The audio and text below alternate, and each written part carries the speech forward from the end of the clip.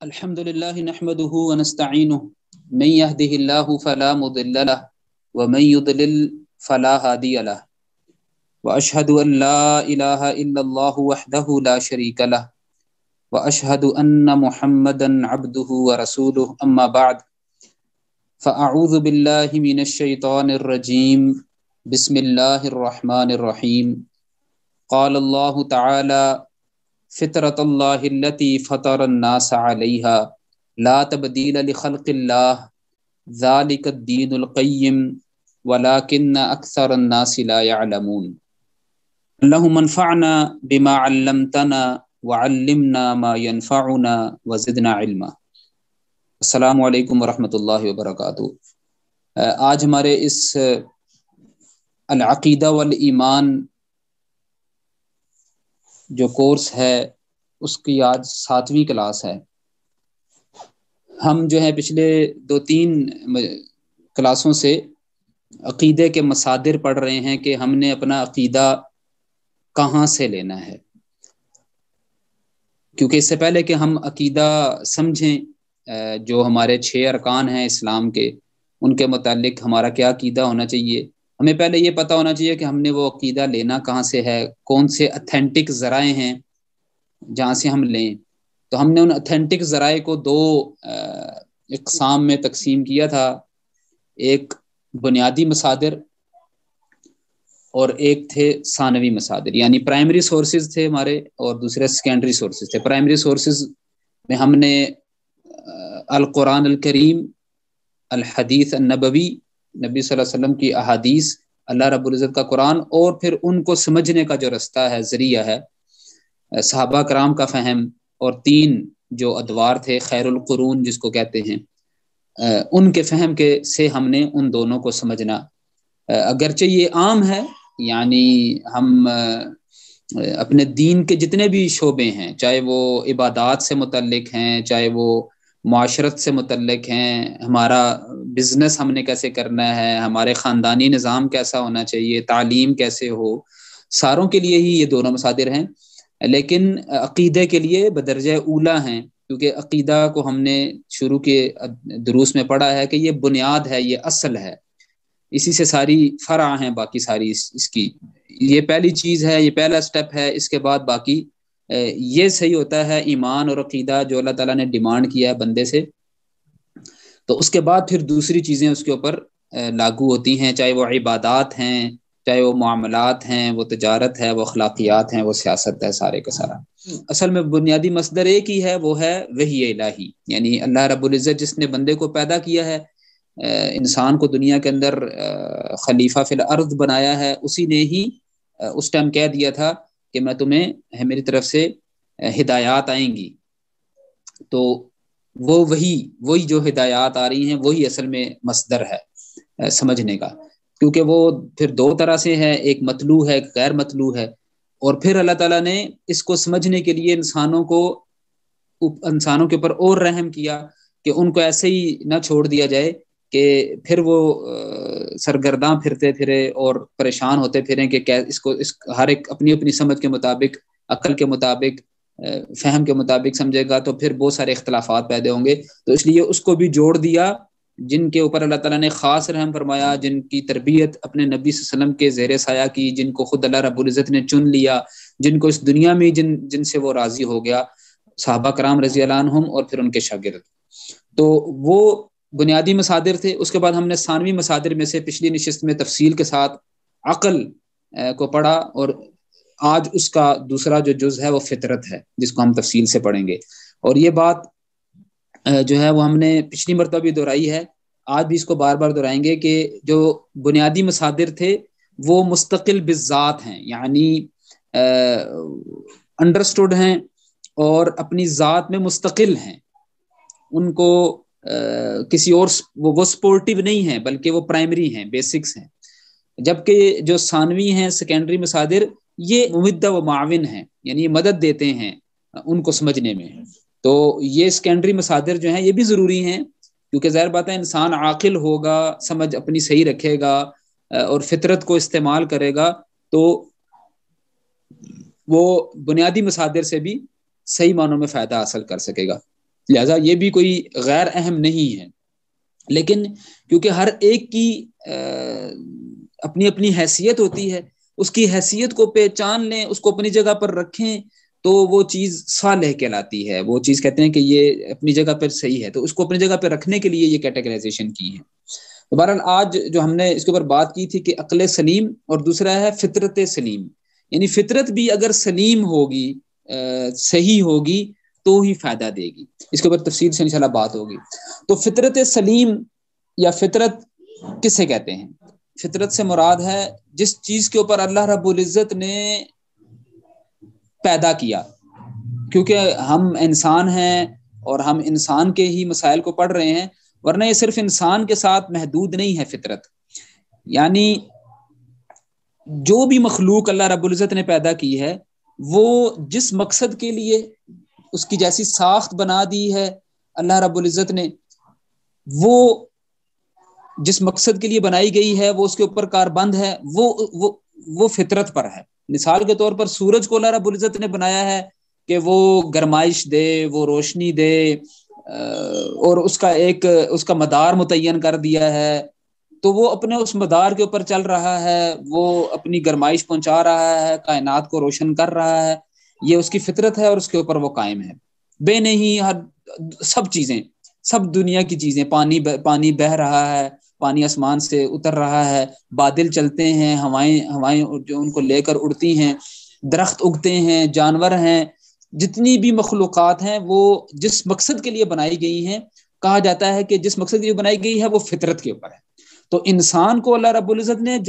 جس مقصد کے لیے بنایا، اس کی ساخت اور اس بناوٹ کے اوپر اس کو کہتے ہیں فطرت۔ اور اس کے علاوہ پھر اس مخلوق کے اندر جو صلاحیتیں اور قوتیں ہوتی ہیں پیدائشی طور پر جو دے دی جاتی ہیں، تفویض کر دی جاتی ہیں، وہ بھی فطرت کہلاتی ہیں۔ عقل کی طرح جو ہے وہ فطرت کو بھی جو ہے وہ دین کے جو 2 ثانوی مصادر ہیں ان میں سے ایک کنسیڈر کیا گیا ہے۔ اس کا مطلب یہ ہے کہ ہم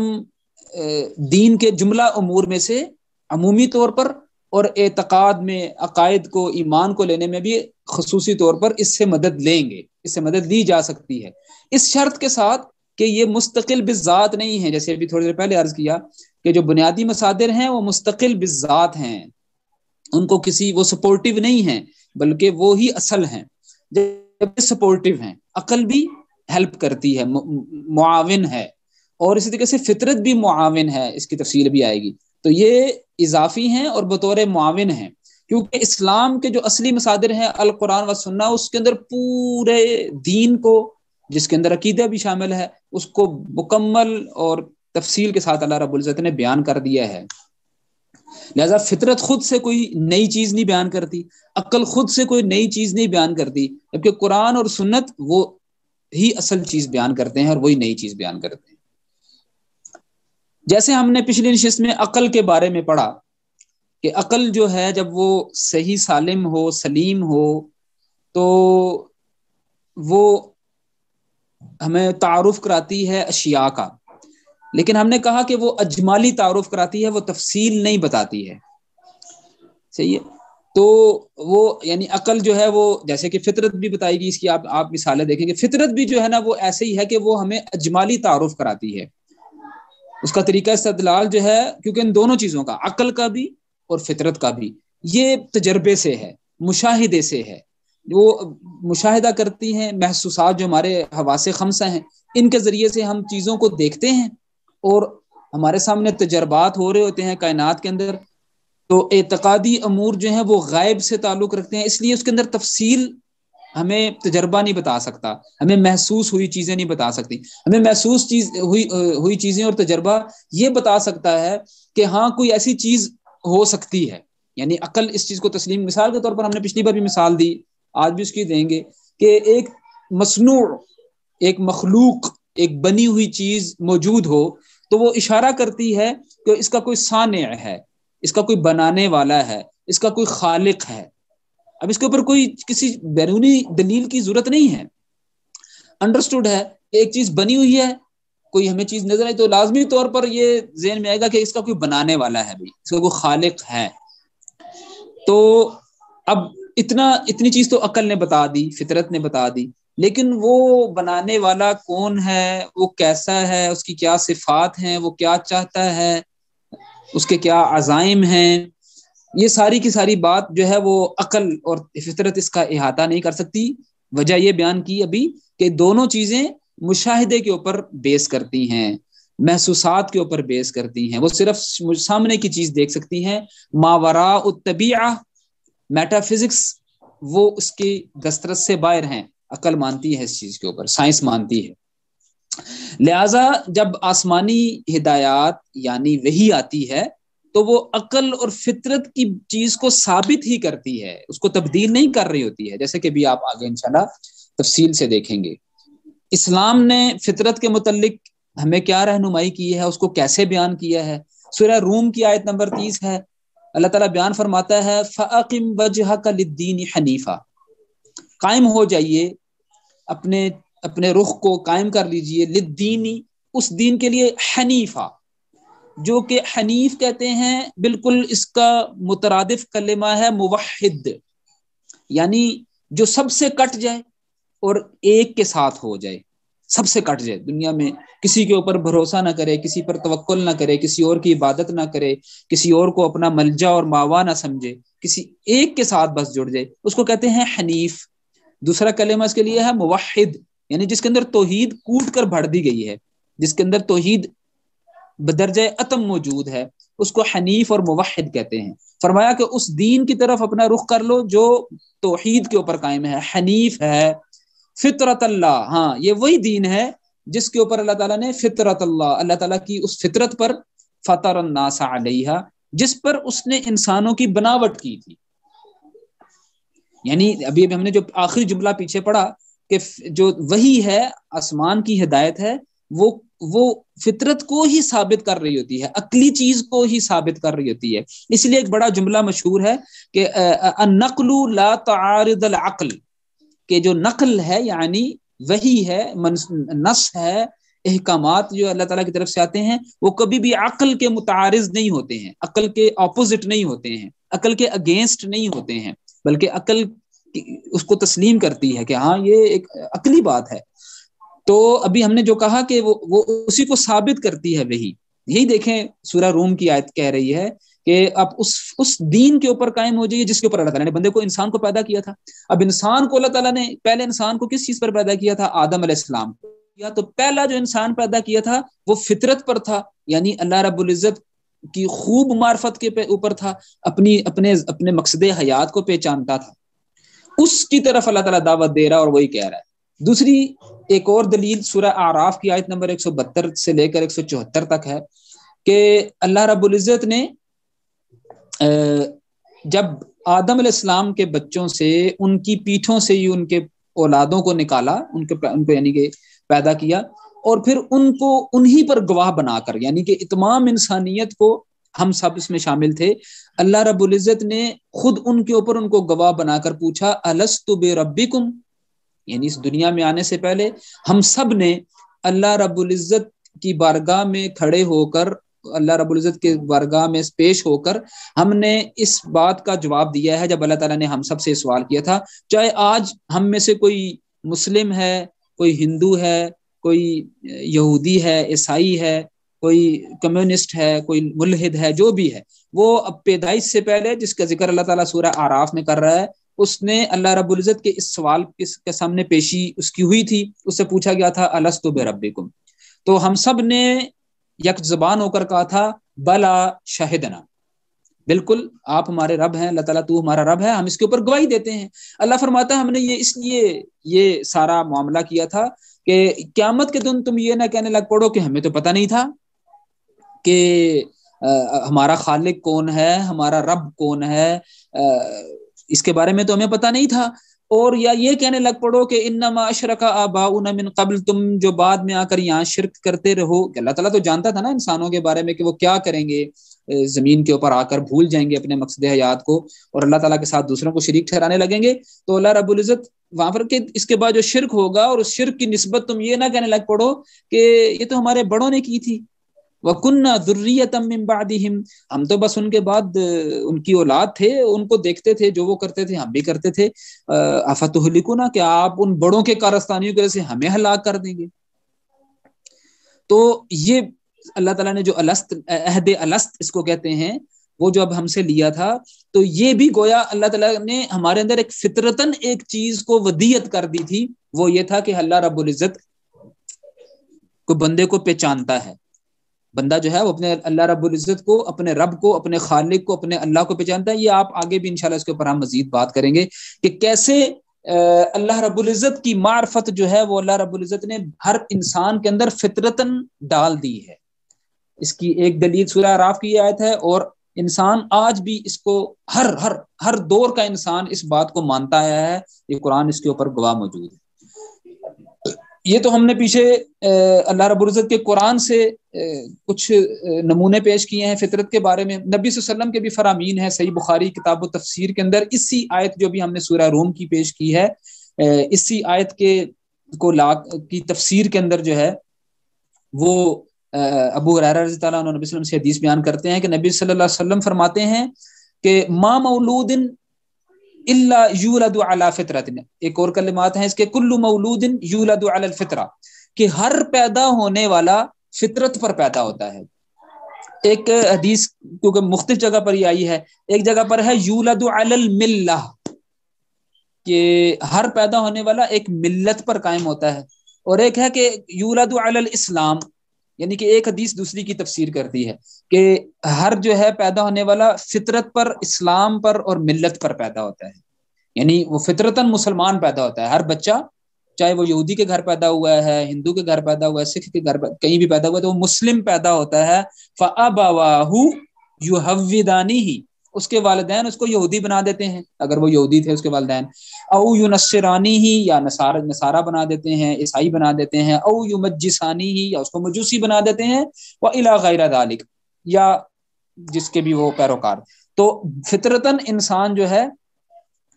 وہ اسلام پر پیدا ہوتا ہے. انسان کے اندر فطرتاً اسلام کو اللہ رب العزت کی معرفت کو ودیت کر دیا گیا ہے. حدیث بھی اسی چیز کو بیان فرماتی ہے. دوسری ایک حدیث جو ہے صحیح مسلم کے اندر ہے، نبی صلی اللہ علیہ وسلم خطبہ دیتے ہوئے اللہ رب العزت کی بات کو فرمان، یعنی کہ حدیث جو ہے یہ قدسی ہے. اور بھی بہت ساری باتیں تھیں، ہم نے صرف اپنے ٹاپک کے جو ہے متعلق صرف اس حدیث کے ٹکڑے کو یہاں نقل کیا ہے کہ اللہ تعالیٰ بیان فرماتا ہے وَإِنِّي خَلَقْتُ عِبَادِي حُنَفَاءَ كُلَّهُمْ، میں نے اپنے بندوں کو حنفاء پیدا کیا ہے. جیسے بھی پیچھے نہیں فرمایا فَأَقِمْ وَجْهَكَ لِلدِّينِ حَنِيفًا، فطرت، اور دین حنیف ہی فطرت ہے فطرتاً. تو یہاں بھی فرمایا کہ میں نے اپنے بندوں کو حنفاء پیدا کیا، یعنی حنیف کی جمع ہے حنفاء. میں نے اپنے تمام بندوں کو حنیف یعنی توحید کے اوپر، اسلام کے اوپر پیدا کیا ہے. وَإِنَّهُمْ أَتَتْهُمُ الشَّيْطَانُ، شیطان ان کے پاس آ جاتا ہے بعد میں، فَجْتَالَتْهُمْ عَنْ دِينِهِمْ، تو ان کو اپنے دین سے یعنی فطرت سے، دین حنیف سے، اسلام سے، توحید سے ان کو جو ہے پھیر دیتا ہے، ورغلاتا ہے جب وہ سن شعور کو پہنچتا ہے. تو اور اگر وہ وحی کی روشنی کے اندر اپنے معاملات طے کرتا ہے، وہ پہچانتا ہے، وحی کے تابع ہو جاتا ہے، اپنے معاملات کو لے کر چلتا ہے، تو وہ ہدایت بھی پا لیتا ہے. اللہ تعالیٰ کی معرفت جو ہے وہ فطرت میں شامل ہے. انسان جانتا ہے کہ اس کا خالق کون ہے. جیسا کہ ہم نے سورہ زخرف کی یہ آیت پیش کی ہے، اور قرآن کے اندر سورہ لقمان میں، سورہ عنکبوت میں، اور 20واں پارہ شروع ہوتا ہے I think نمل ہے، تو اس کے اندر بھی بے شمار مقامات پر اللہ تعالیٰ نے اس چیز کا بیان کیا ہے. یہ ہم نے صرف بطور مثال سورہ زخرف کی آیت پیش کی ہے کہ وَلَا إِن سَأَلْتَهُمْ مَنْ خَلَقَهُمْ،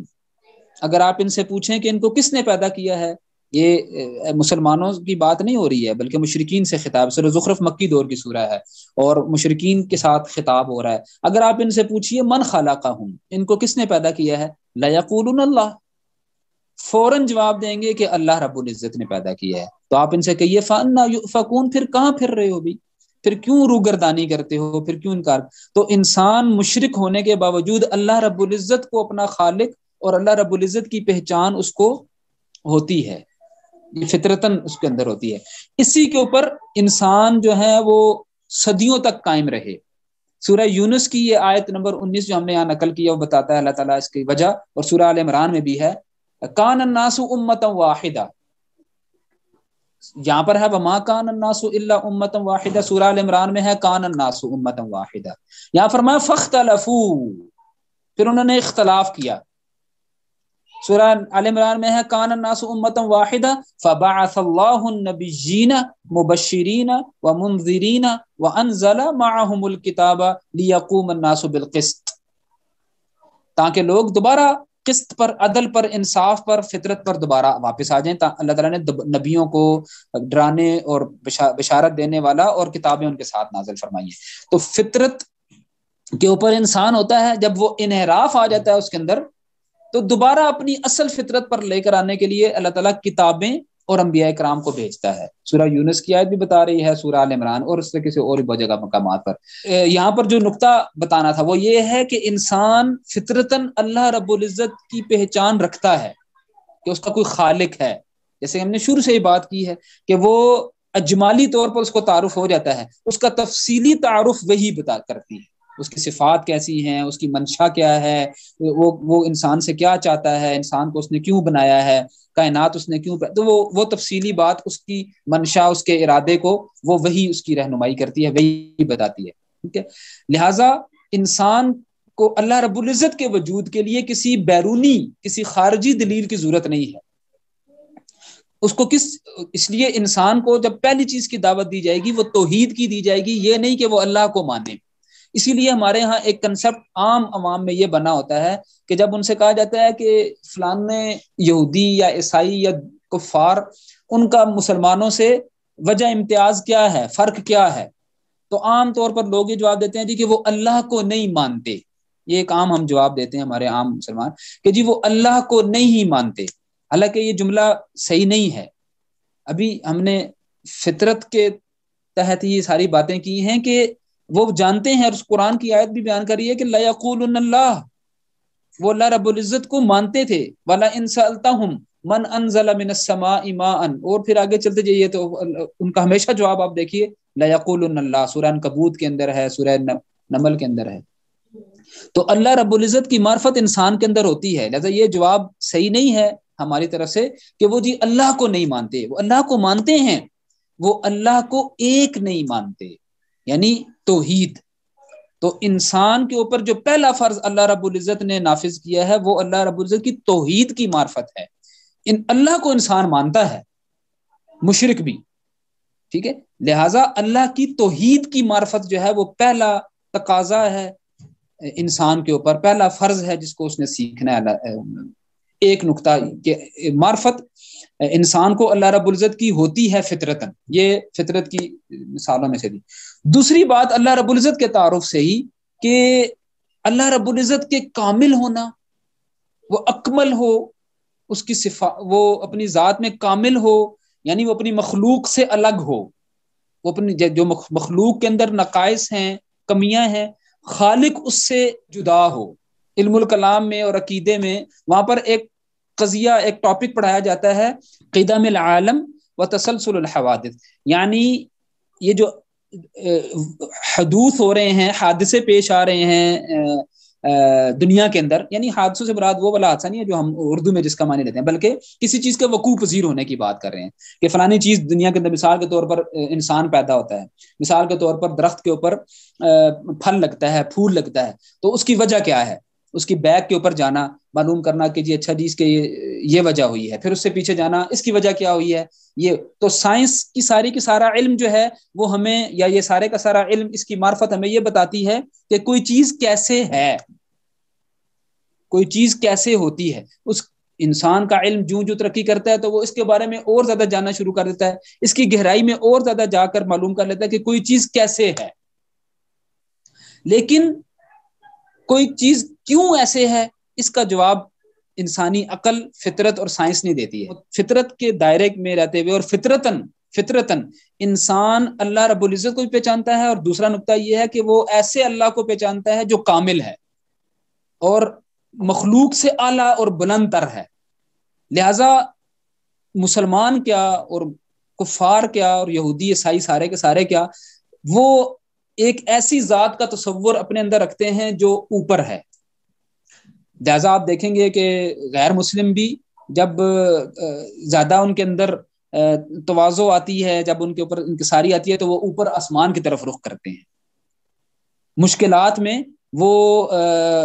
اللہ رب العزت کو خالص ہو کر پکارتے ہیں. اس کا تو ذکر اللہ تعالیٰ نے سورہ عنکبوت کے اندر بھی کیا ہے. فَإِذَا رَكِبُوا فِي الْفُلْكِ، یہ بھی مکی دور کی سورہ ہے اور مشرکین کے بارے میں اللہ تعالیٰ بیان کر رہا ہے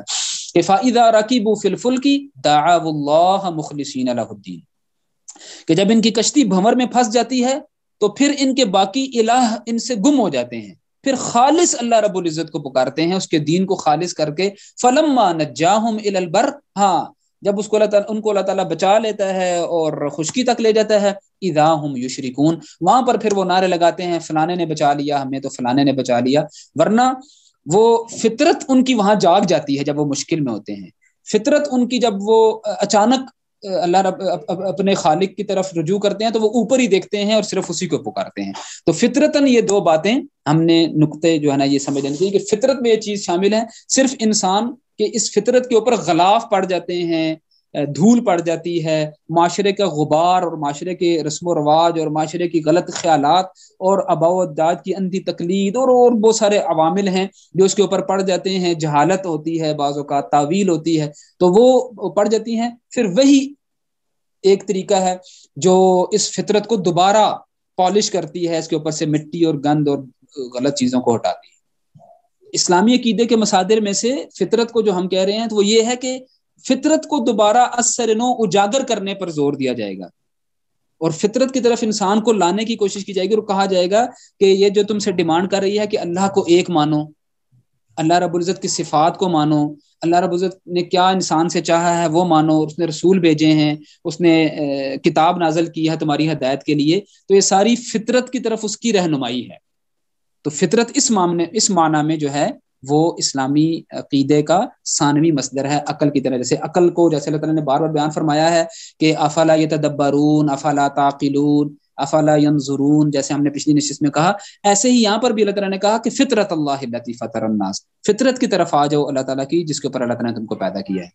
تو یہ تھے ہمارے 5 مصادر جن میں سے 3 بنیادی تھے اور 2 ثانوی تھے. اب آخر میں ہم مختصراً ذکر کریں گے، جیسا کہ کئی مرتبہ ہم نے اس چیز کا اظہار کیا ہے کہ چیزیں جو ہیں وہ اپنے متضاد سے زیادہ واضح طور پر پہچانی جاتی ہیں. ہم نے ابھی جو پیچھے جو 3 جمع 2 مصادر بیان کیے ہیں وہ معتبر مصادر ہیں اور انہی کے ذریعے سے ہم اسلامی عقیدے اور جملہ دین کے معاملات کو سمجھتے ہیں. لہٰذا ہم نے اس کے متضاد کو بھی دیکھ لینا ہے اور اپنے سامنے رکھنا ہے. وہ کیا چیزیں ہیں جو ہمارے دین کے مصادر میں سے نہیں ہیں لیکن لوگوں نے بنا لی ہیں کچھ نے. اس میں سے ایک کشف ہے، کشف، اور دوسری ہے کچھ ائمہ کو معصوم سمجھ کر انسانوں میں سے بعض ایسے لوگوں کو جن کے بارے میں اللہ رب العزت نے کوئی سند نازل نہیں کی ہے کہ وہ معصوم عن الخطا ہیں، ان کو معصوم عن الخطا سمجھ کر ان کو بھی اپنا مصدر اور مرجع مان لینا. یہ 2 ہیں. کشف کس کو کہتے ہیں کہ غیب کی باتوں کا جان لینا، چھپی ہوئی باتوں پر مطلع ہو جانا. ایک باتیں جو نہیں ہیں جس کے اوپر صرف وہی اس کو بیان کر سکتی ہے، وہ قرآن کی شکل میں ہے یا رسول اللہ صلی اللہ علیہ وسلم کے فرامین کی شکل میں ہے، وہ ہمیں بتا سکتی ہیں، کوئی تیسرا چیز نہیں ہے. تو ایک اور چیز کو داخل کر دینا کہ کشف بھی کوئی چیز ہوتا ہے مراقبہ کرتے ہوئے، اس کی مختلف صورتیں ہیں یہاں پر ہم نے بیان کی ہیں. کبھی خواب کی کو کہتے ہیں کہ خواب میں یہ بات آئی، کبھی کہتا ہے کہ الہام ہوا، اس کے اوپر کلمہ استعمال کیا جاتا ہے اور وہ ہے معرفت. یعنی ایک معرفت کا کلمہ ہم نے پیچھے استعمال کیا ہے اللہ کی معرفت، یعنی کہ وہ تو اللہ کی پہچان مراد ہے. یہاں معرفت یہ ہے کہ اس کے اوپر ایک چیز جو دوسروں پر نہیں واہ ہوئی تھی، جو جس کا اظہار دوسروں پر نہیں ہوا تھا، اس کے اوپر اس کا اظہار ہو گیا ہے. تو ایسی کسی چیز کا دعویٰ جو ہے عقیدے کے پورے دین کے اوپر یہ مصدر میں سے نہیں ہے. ہاں یہاں پر یہ نقطہ جان لیجئے کہ خواب اور الہام ہے، یہ کلیتاً جو ہے اس کا انکار نہیں ہے. یعنی یہی خواب اور الہام نبی کی طرف جب اس کی نسبت ہوتی ہے یعنی وحی سے پہلے، تو وہ بالکل دلیل ہوتے ہیں، وہ دلیل ہوتی ہے. نبی کا خواب جو ہے وہ وحی کی ایک قسم ہے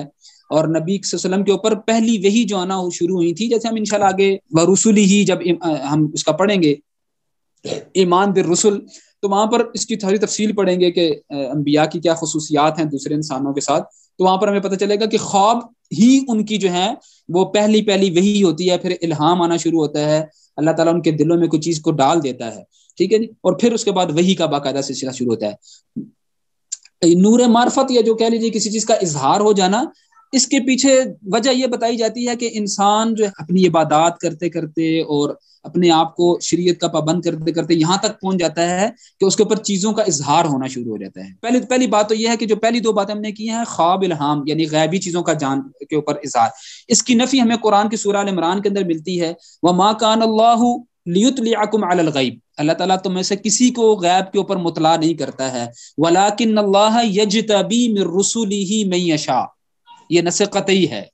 کہ اللہ تعالیٰ اپنے رسولوں میں سے جس کو چن لیتا ہے ان کو مطلع کر دیتا ہے۔ فَآمِنُوا بِاللَّهِ وَرُسُلِهِ، لہذا تمہارے اوپر ایمان لانا اللہ کے اوپر، اس کے رسول کے اوپر ضروری ہے۔ لہذا کسی اور کے اوپر اس طرح کا ایمان لینا کہ اس کے اوپر بھی غیب کی باتیں واضح ہو گئی ہیں، گویا اس کو نبی اور رسول مان لینا، نعوذ باللہ۔ لہذا کسی کے اوپر جو ہے، تو یہ تیسری جو ہم بات کر رہے تھے کہ عبادات کے ذریعے سے، احکامات کی پیروی کی وجہ سے، رسول اللہ صلی اللہ علیہ وسلم کی جو ہے وہ پیروی کی وجہ سے انسان یہاں تک پہنچ جائے کہ اس کے اوپر بہت ساری ایسی چیزوں کا اظہار ہونا شروع ہو جائے، تو یہ کہیں بھی دلیل نہیں ہے۔ ایک ہوتی ہے فراست، یعنی کہ انسان کا ذہن جو ہے وہ بہت وسیع ہو جاتا ہے، اس کے اوپر جب وہ دین کا علم حاصل کرتا ہے، اس کے اوپر عمل کرتا ہے، اس کی دعوت دیتا ہے، صبح و شام کوشش کرتا ہے کہ دین کے احکامات بجا لائے، تو اس کی معرفت، اس کے اندر فراست اتنی آ جاتی ہے کہ وہ حق کو پہچان لیتا ہے، کیونکہ اس نے علم حاصل کیا ہوتا ہے، وہ باطل کو پہچان لیتا ہے کیونکہ اس کے پاس دلائل موجود ہوتے ہیں قرآن سے، سنت سے، نبی صلی اللہ علیہ وسلم کے صحابہ کرام کے فہم کے ذریعے سے۔ تو یہ فراست ایک الگ چیز ہے، لیکن یہ کہہ دینا کہ اس کے اوپر وہ چیزیں ظاہر ہو گئی ہیں جو غیب کی تھی، تو یہ کہیں بھی نہیں۔ دوسرا نقطہ جو ہے وہ ائمہ معصومین کے متعلق ہے، جو روافظ کے ہاں پایا جاتا ہے۔ ان کے ہاں نظریہ یہ ہے کہ قرآن کا ایک ظاہری معنی ہے، ایک باطنی معنی ہے۔ ظاہری معنی تو تمام انسان جانتے ہیں، لیکن باطنی کے اوپر جو ہے وہ کچھ ان کے ائمہ ہیں جو خطا سے پاک ہیں، وہ جبکہ اللہ رب العزت نے، جیسے ہم نے سورہ آل عمران کی آیت بیان کی ہے، کہ کسی کے بارے میں سند نازل نہیں کی ہے کہ اللہ تعالیٰ ان کو غیب کے اوپر مطلع کرے۔ اقول قولی ھذا واستغفر اللہ لی ولکم ولسائر المسلمین۔